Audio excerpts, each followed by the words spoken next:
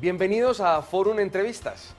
Nos acompaña esta vez el doctor Javier García, contador público, magíster en tributación, maestro de innumerables contadores públicos, a quien le tengo un gran afecto y de quien he aprendido grandes cosas. Hoy con el lanzamiento de su libro, Falencias del contribuyente, en el impuesto de renta y complementarios. Y hemos invitado al doctor Javier para que nos cuente sobre esas falencias, para que descubramos todos esos tópicos que hay sobre las falencias del contribuyente. Y quién mejor que el autor del libro para explicarnos cuáles son y para que nos cuente el contenido de tan importante obra. Doctor Javier, muy buenas noches. Buenas noches, doctor Mauricio, de nuevo en Fórum. Vuelvo y le digo, me siento muy halagado. Muy bien, el libro, como habíamos dicho antes, es la inspiración de las inquietudes que tienen los estudiantes buenos. Y es un libro que se puede leer fácilmente, es un libro que es por capítulos. Un capítulo no tiene nada que ver con el otro, es decir, que usted se puede sentar a ver televisión y leerse un capítulo y al otro día leer otro, ¿sí? Es un libro que se ha dicho que es ameno y espero que sea ameno para todos. Muy bien, doctor Javier. ¿Qué le parece si entramos en materia y hablamos del primer tema? La primera falencia, no leer el estatuto tributario de acuerdo con las coherencias.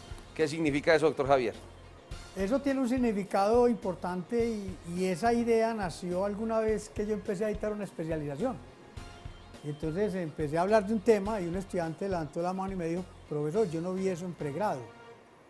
Y entonces me contó que en pregrado él habían visto hasta el artículo 100 y ahí terminaron renta 1 y después arrancaban como en el 500 y ahí terminó renta 2. ¿Sí me entienden?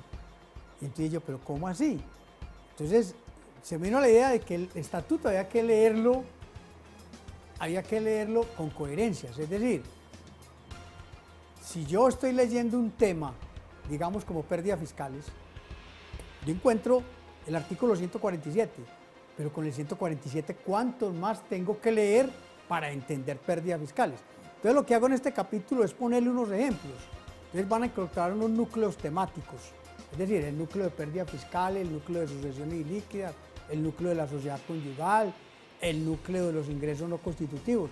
Es decir, si usted quiere saber sucesiones ilíquidas, ¿cuántos artículos tengo que leer? Pero eso no son núcleos, esos son universos. Bien lo has dicho, como abogado, esa es la expresión, es cierto, es un universo.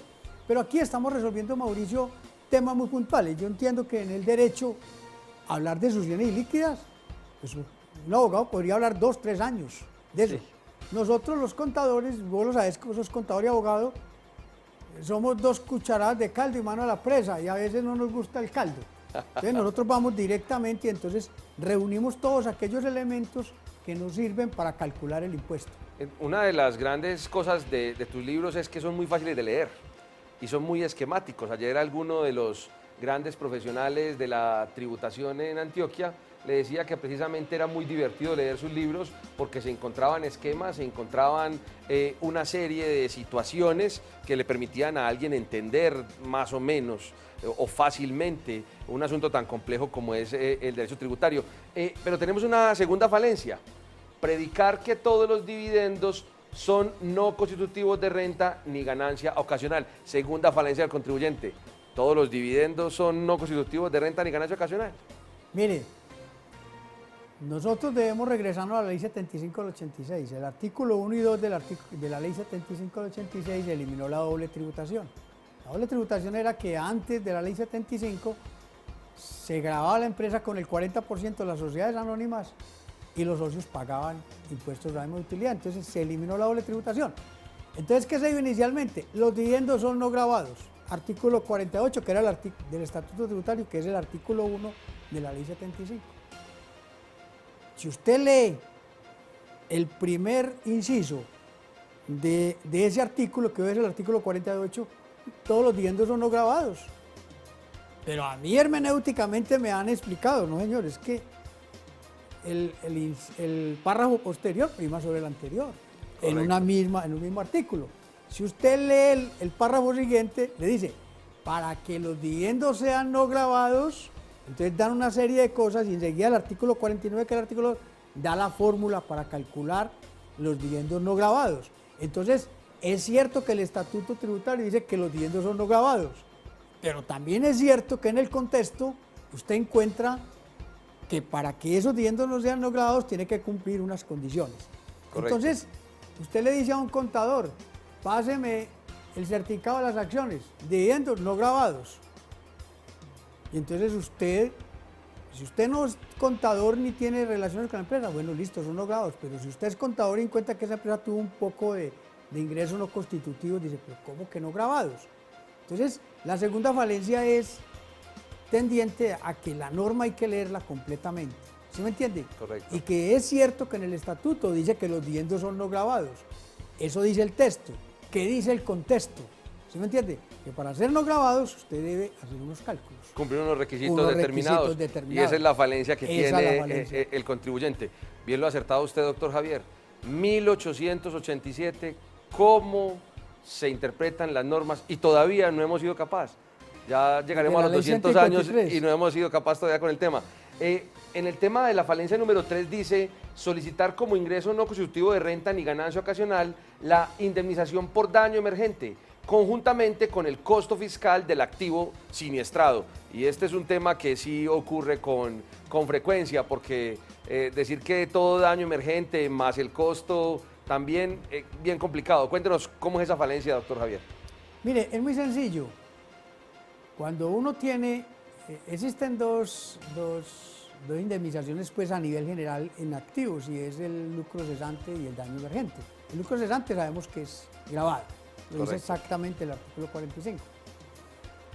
Pero en el lucro cesante le dicen, señor, si usted al recibir el daño emergente invierte la totalidad del dinero en un activo similar o igual, la indemnización recibida es no grabada.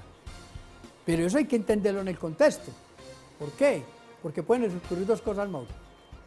La primera, costo fiscal cero. ¿Por qué? Porque ya está todo depreciado. Correcto. ¿Sí me entiende? Claro que si sí. usted invierte la totalidad de la indemnización, no hay ningún problema. Como no tiene costo, ahí no hay problema. ¿Qué ocurre cuando usted tiene un costo? Que la gente recibe una indemnización de 100 millones. La declara como no grabada, pero el activo tenía un costo fiscal de 70 millones. Entonces, coloca los 100 como no grabados y los 70 como costo. Como costo, sí. Obteniendo una especie de doble beneficio. Un doble beneficio. Un tanto prohibido por la norma tributaria en su generalidad, como interpretación. Obviamente. Entonces, ahí es donde viene el error. Entonces, la gente declara eso. Entonces, el hombre, leemos el estatuto fraccionado. Ahí es donde es importante el núcleo temático. En una parte me dicen que el costo fiscal es deducible y en otra me dicen que la indemnización es no grabada. ¿Sí me entiende? Claro que sí. Entonces, si usted toma el ingreso total como no grabado, ¿sí? Entonces hay otra normita por ahí en el estatuto que dice que los costos que provienen de los ingresos no grabados no son deducibles. Sin lugar a dudas. Entonces, ahí es donde viene el núcleo temático. Porque a usted le pueden alegar, no es que en el artículo 70 dice que el costo fiscal es costo fiscal, luego se puede disminuir. Y el artículo 41 me dice que la indemnización es inequito, pero el artículo 177 te dice otra cosa, que si usted declara ese ingreso como no grabado, ningún costo, ninguna deducción inherente a él se pueden deducir. Es una interpretación asistemática. Asistemática. Que finalmente hace incurrir al contribuyente en esa falencia que usted denominó número 3. Sí. Veamos cuál es, doctor Javier, la número 4. El manejo de la depreciación acumulada en la venta de activos fijos. Mire, cuando yo voy a la universidad, y todos vamos a la universidad, el profesor dice ganancias ocasionales y el hombre se eleva diciendo la venta de activos fijos poseídos 2 años o más es ganancia ocasional. Listo. Pero si nosotros vamos al artículo 196, que nos dice en la venta de activos fijos depreciables, la primera renta es renta líquida ordinaria. La primera renta líquida es ordinaria. Entonces, ¿qué ocurre? Cuando usted vende un activo y tiene una depreciación acumulada, la depreciación acumulada la recibimos como un ingreso. ¿Estamos de acuerdo? Sí. esa es la primera renta ordinaria que usted recibe. Entonces, esa renta es ordinaria, me hago entender. Usted vende un activo de 100 millones de pesos con una depreciación de 80. Lo vende por 50, digamos que lo vende por 100. Consiguió el bobo y se lo vendió por 100. Entonces, el hombre va a decir, los 100 que recibí es ganancia ocasional. No, señor, los 100 que recibió no, los 80 que recibió renta ordinaria. ¿Por qué? Porque es depreciación acumulada. Claro. Es decir, lo primero que usted recibe es depreciación acumulada, renta ordinaria. Los otros 20 son ganancia ocasional. Eso no le paraba la DIAN bolas para nada hasta este año, hasta el 2013, perdón. ¿Por qué? Porque antes del 2013, ganancia ocasional y renta ordinaria tenían la misma unas tarifa. Tarifas sí, muy similares o iguales, dependiendo del contexto. Dependiendo del contexto que haga. Sí, correcto. Hoy estamos en el 10%. En el 10%. ¿Cuánto durará? Con ese tema de la reforma tributaria, ahora el ministro hablando de reforma. Un entremés ahí, doctor Javier, lo interrumpo en esa falencia. Decía precisamente el ministro esta mañana en Portafolio que no había cambio de reglas del juego, que aquí las normas tributarias no variaban. Yo me preguntaba, ¿y de qué país estará hablando el doctor? Pero continuemos, doctor, con la falencia. ¿Cuál sería entonces la conclusión de la falencia número 4 de los tipos de activos? Clarito, para que no se me olvide. Cuando voy a decir la venta de activos vivos depreciables es ganancia ocasional, sí y solo sí excede a la depreciación acumulada. Correcto. Es decir, mientras la utilidad no exceda la depreciación, entonces será renta ordinaria. Y esa renta ordinaria en sociedades será del 34%, 25 y 9. Y si es ganancia ocasional es el 10, hay una diferencia grande, entonces el Estado va a estar encima. Pero usted tiene razón, yo no creo que ese 10 dure mucho. No debe durar mucho. La falencia número 5, solicitar costos y deducciones que provienen de ingresos no grabados. Mire, esa es la falencia más grande y la más utilizada. Entonces yo tengo un ingreso no grabado, hablemos de lo que ocurrió aquí en la ley 223 del 95. Resulta que se decretan los dividendos no grabados. ¿Sí me entiende? Entonces las empresas grandes tenían su portafolio. Entonces todos los dividendos eran no grabados, pero tenían una oficina para manejar las acciones, tenían un carro, tenían un trabajador y miles de cosas. Y entonces metían los dividendos no grabados y a la empresa le clavaban todos los costos inherentes a eso. Claro. ¿Sí me entiende? Lo grave es que se empezó tocando una empresa muy grande y él se les corrió, por dicho, le metió todo el poder. ¿Qué tuvieron que hacer para que eso no quedara oliendo a interpretación? Meter el artículo 177. Meter el artículo, sin claro. craque, que quedara claro. ¿Sí me entiende? Entonces, señores, hoy es muy importante que cuando usted esté revisando la declaración de renta, ingreso no grabado, dígame los costos inherentes. Y de una vez decir, esos costos son no grabados. Vea, hoy, por ejemplo, una persona me dijo, Javier, entonces yo me tomo la pensión que es no grabada, pues, y entonces, ¿a dónde coloco los aportes para fiscal, las deducciones? Las deducciones. Señores, pero tú no puedes hacer eso. ¿Sí me entiende? ¿Por qué? Porque si la pensión es no grabada, yo no podría descontarme la pensión. Que es que la norma dice que yo me puedo descontar eso, sí. Pero si usted lee el artículo 170, le dicen que no. Le dicen que no. Sí, muy claro.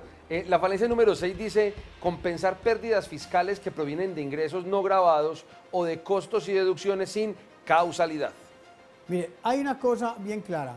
Cuando yo puedo tomarme las pérdidas fiscales, porque son pérdidas fiscales reales. No deben de venir de un beneficio tributario. Esa es la realidad. Es decir, si yo tengo unos ingresos no constitutivos de 20 millones de pesos y tengo unas pérdidas de 20 millones, esas son pérdidas fiscales, pero no son compensables. ¿Qué quiere decir eso? Que yo no puedo afectar periodos siguientes con esa pérdida fiscal. Lo mismo que si las pérdidas no tienen causalidad. El caso muy grande que hubo aquí de los activos reales productivos, que todavía existe para algunos. Existe algunos, sí. Entonces, si yo generaba pérdidas con ese beneficio, yo no podría compensarlas. Entonces, ¿qué quiere decir eso? Señor, la falencia grande es cuando yo tome Cuando yo voy a solicitar una pérdida fiscal, debo preguntar de dónde proviene y examinar el estado de resultado fiscal. Pero eso no lo debe hacer uno después, lo debe hacer cuando usted está haciendo la declaración de renta. Y en cuentas de orden hasta el 2013, hasta el 2014, en cuentas de orden deben aparecer las pérdidas fiscales totales y las compensables. Ya a partir del 2013, el 2014, con la norma internacional, ya no va en cuentas de orden, va a ir en revelación. Pero usted mismo oyó ayer a uno de los duros que estaba hablando de norma internacional y estaba diciendo que aquí ya no vamos a coger la norma internacional, sino a armonizar y que hay un proyecto. Que hay un proyecto, correcto. Al armonizar, estoy seguro que la DIAN no va a soltar las cuentas de orden. Porque vos sabés que todo lo maneja en cuentas de orden. El doctor Javier García escribió tal vez uno de los primigenios libros en cuentas de orden. Yo recuerdo que la primera vez que lo leí no lo entendí. Hoy en día no salgo sin él de la casa porque precisamente es el que nos permite realizar todas esas determinaciones y todas esas diferencias entre los impuestos, las situaciones fiscales y las situaciones contables. Importante que va a ser ese libro cuando entremos a NIF, así muchos digan que en NIF no hay cuentas de orden. Es una falsedad. Hay revelaciones y las cuentas de orden habrá que armonizarlas. En la falencia número 7, doctor, nos dice no tener en cuenta la inequidad tributaria cuando se compensan pérdidas fiscales. ¿Dónde se produce esa inequidad tributaria en la pérdida fiscal? Es algo como, a ver, esas son las cosas que las normas hacen que la gente se busque otros escenarios. Mire, ¿dónde está la inequidad? Si nosotros miramos que una pérdida fiscal son deducciones o costos que no se pueden tomar en un periodo, ¿sí me entiende? Y me lo voy a tomar en otro. Cuando yo tomo una pérdida fiscal, Mauricio, me aparece, cuando calculo la utilidad susceptible de distribuir como no grabada y como grabada, me aparece que esa pérdida fiscal se traslada a los accionistas como grabada. Es decir, hay total inequidad tributaria. ¿Sí me entiende? No hay equidad tributaria. Correcto. Entonces yo digo que ponen a pensar el contribuyente más de la cuenta. ¿Por qué? Porque usted como tributarista... Empiezan a utilizar los diferidos. Determinadas estrategias que ahora con NIF van a estar delicadas.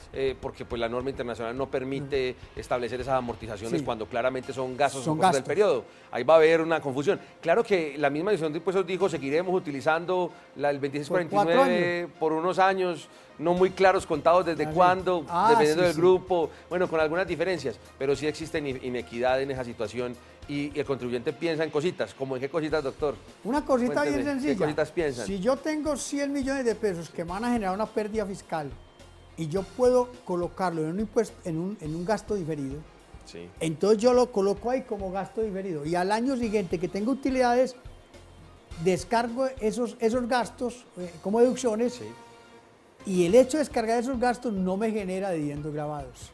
Entonces mira que una inequidad lleva a que el contribuyente busque fuentes no santas. Sí, por lo menos una ilusión. Una ilusión. O un abuso del derecho. Un abuso del derecho. O fraude a la ley como está hoy en la ley 1607. Bueno, seguramente lo podemos ver en otros temas. La falencia número 8 es declarar los ingresos como exentos y además solicitar el costo y la deducción atribuibles a la exención. Mire, a usted lo que le están dando es exenta la renta. Cuando era el ingreso, lo dijo claramente, ¿había ingreso exento cuándo? En zonas francas. ¿Recuerda antes? El ingreso era totalmente exento.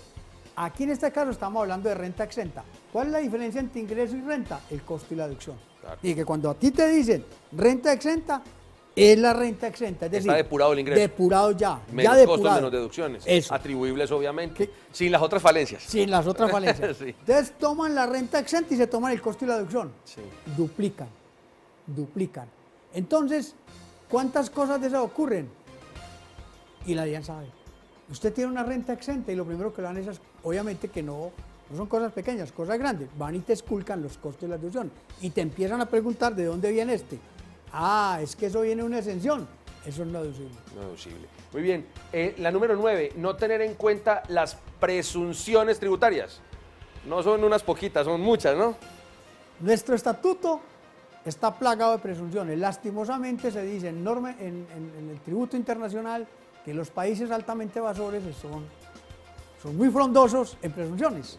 Obviamente, yo aquí no controlo a todo el mundo, hago una presunción y sobre esa presunción voy a trabajar. ¿Sí?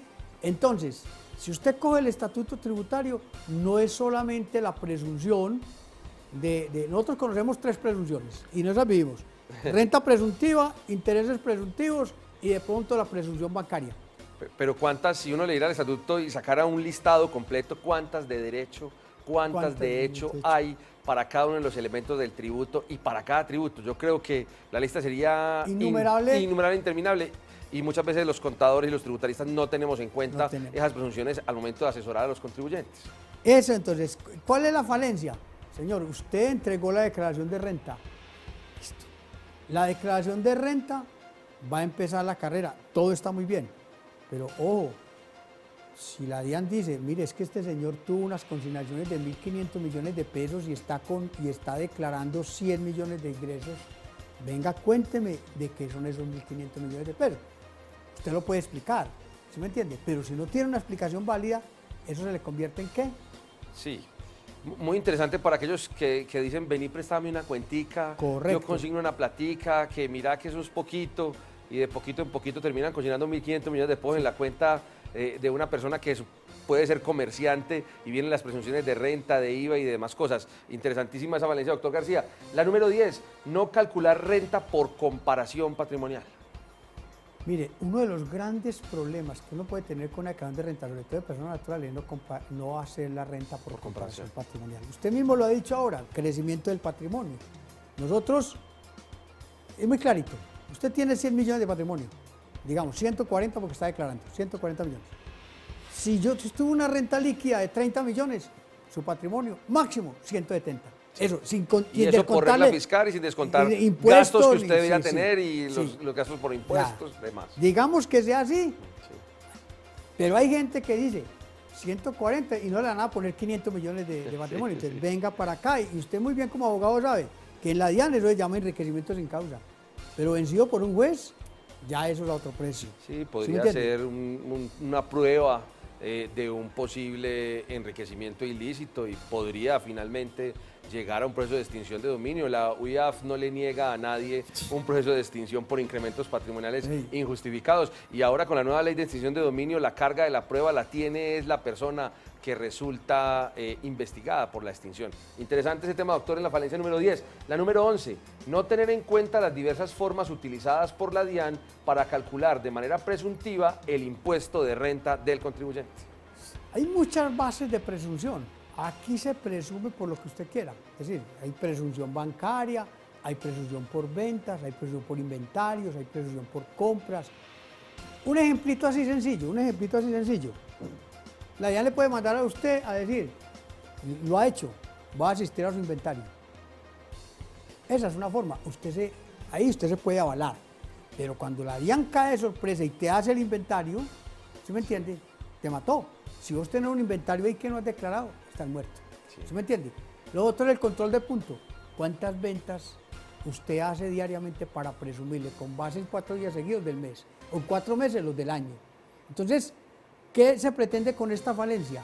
Abrir los ojos, porque una cosa es el estado de resultado que a ti te presenta y otra es la presunción que sobre ese estado de resultado fiscal se puede tener, y la presunción viene de muchos sectores. Entonces, la falencia lo que busca es, mire por lo menos las que ha utilizado el Estado y las que tiene claras y definidas en la ley, y usted debe, con base en eso, medir el riesgo. Estudiarlas y medir el riesgo para finalmente saber en dónde está esa parte. Desconocer tributaria y contablemente el efecto de los ajustes por inflación incluido en las cuentas de balance.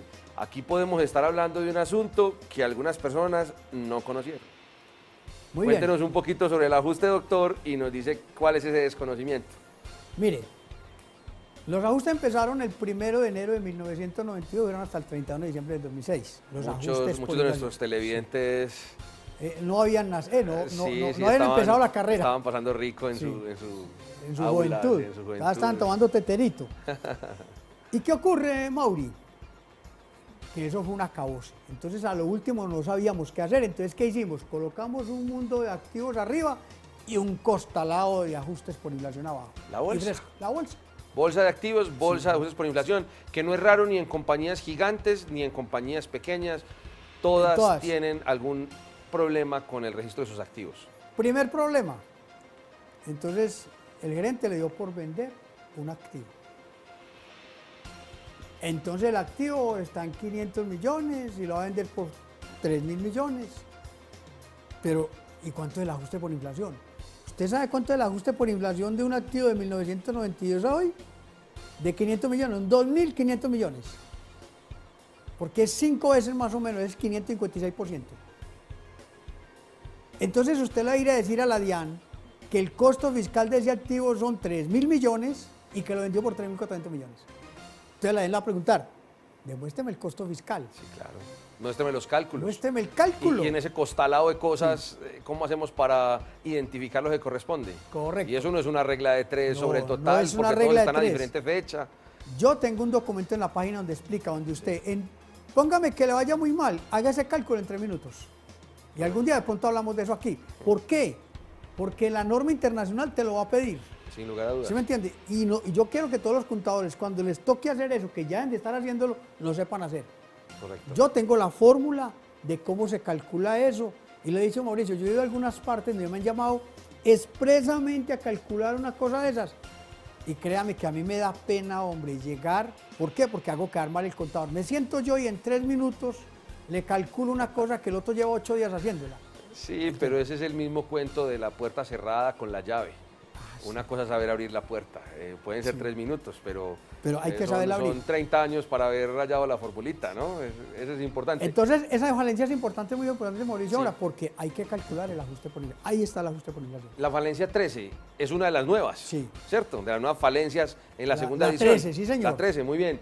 Desconocer el nuevo horizonte tributario de las personas naturales contenido en el IMAN y el IMAS como alternativas impositivas. A ver, yo creo que ese tema sí está caliente y todo el mundo lo conoce. Sí. Los tributaristas... Todo el mundo conoce, doctor. Conoce no, por lo menos lo ha visto, es la verdad. Sí. Porque ni los que han estudiado como vos... Ni las que las han hecho. Ni las que han hecho saben de eso. Pero, ¿cuál es el nuevo horizonte?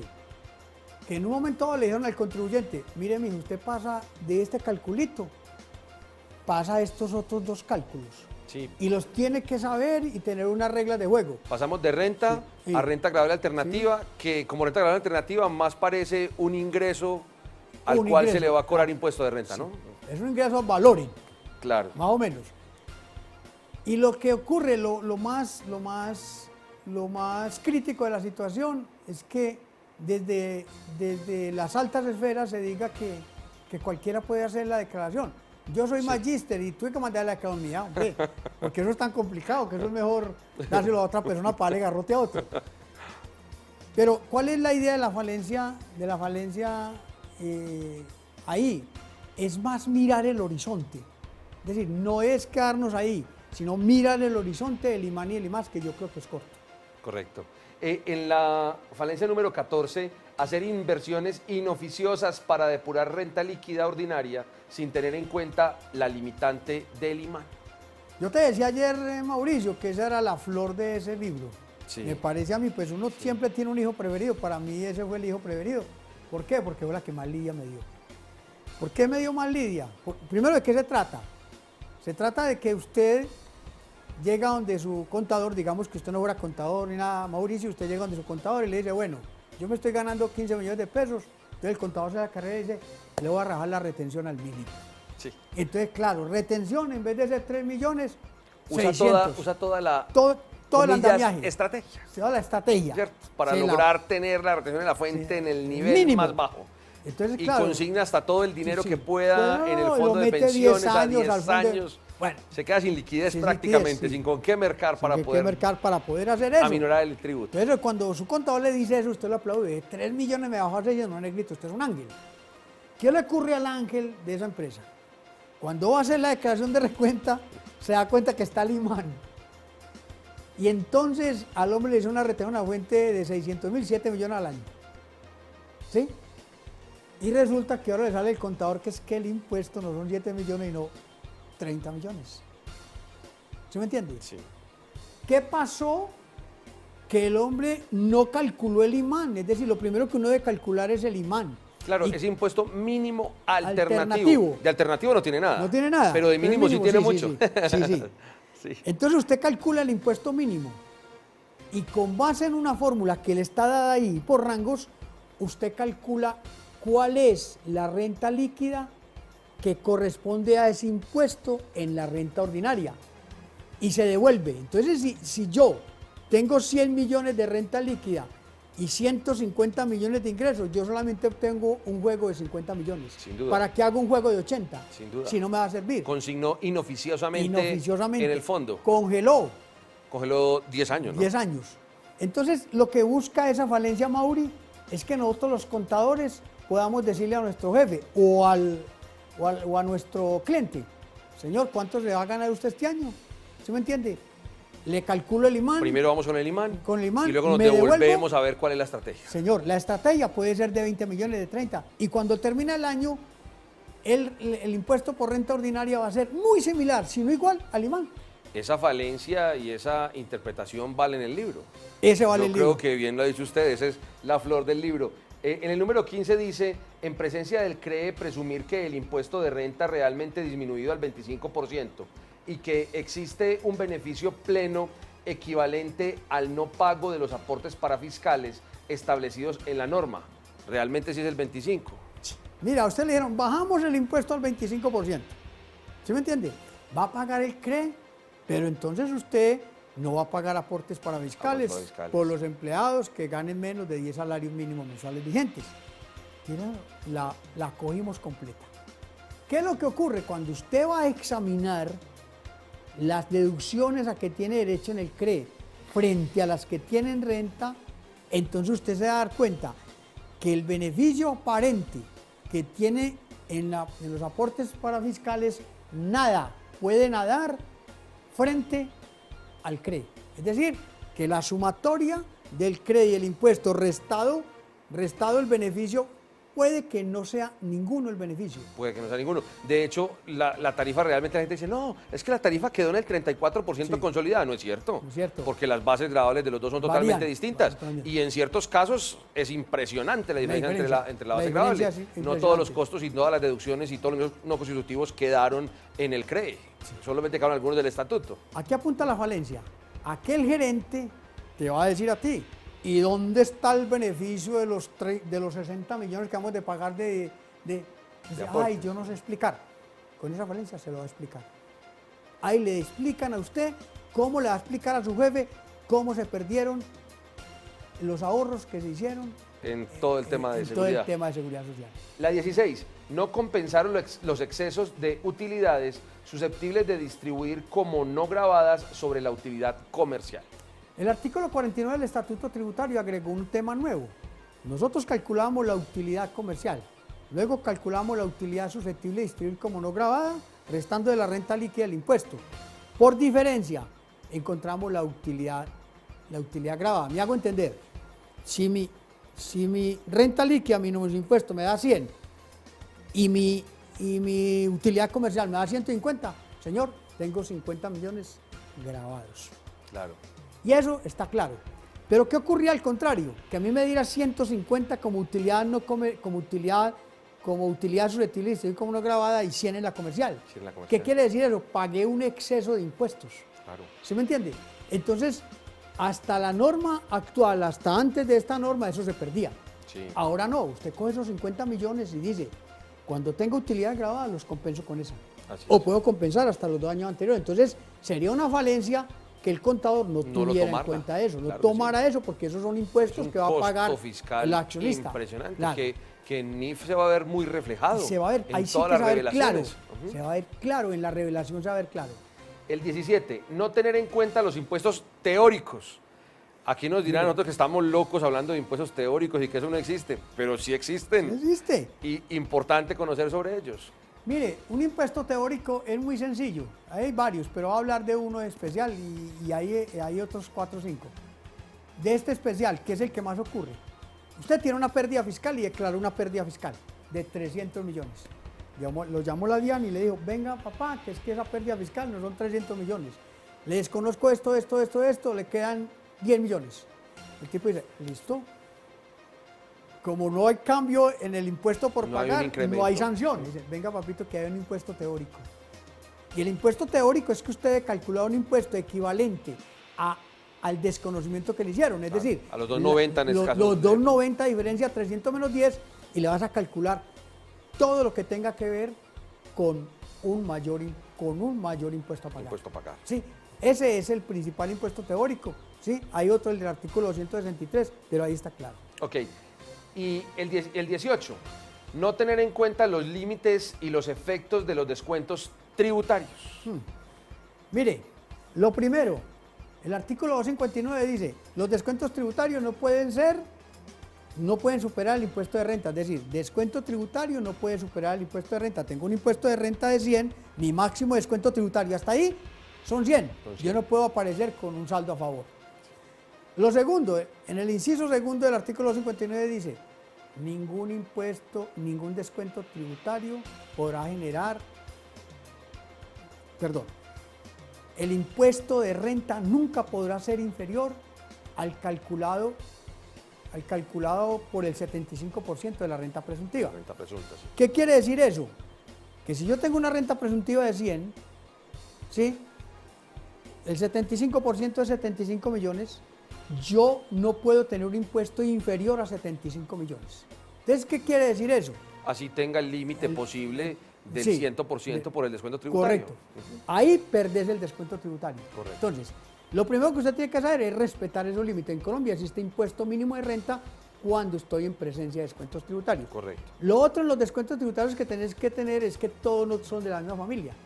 Resulta que los dividendos pagados en el exterior, ¿sí?, no se convierten en utilidad susceptible de distribuir como no gravada, ni los dividendos pagados en Colombia, ni los que se reciben del CAN, de la Comunidad Andina de Naciones.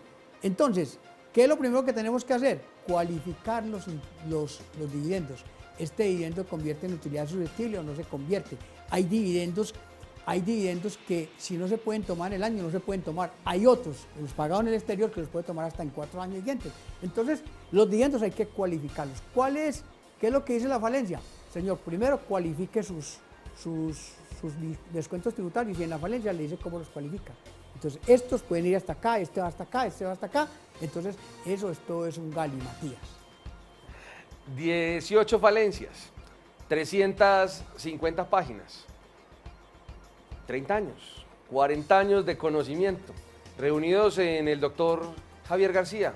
Los invitamos a que adquieran su libro y nos despedimos del doctor Javier García dándole las gracias por tanto conocimiento y por haber escrito un libro que es casi que un hijo, doctor Javier. Muchas gracias, sí, los libros son como los hijos, este es mi hijo menor. Y a Forum, muchas gracias y lean el libro, pero también entren a Forum. Vamos a tener, y los que son mis colegas y amigos, vamos a llegar a ustedes con Forum, de eso estamos seguros. Muchas gracias. Y para ustedes, televidentes, nos pueden acompañar en más Forum Entrevistas. Y sobre este tema y muchos temas más en forum.com.co. Muchas gracias.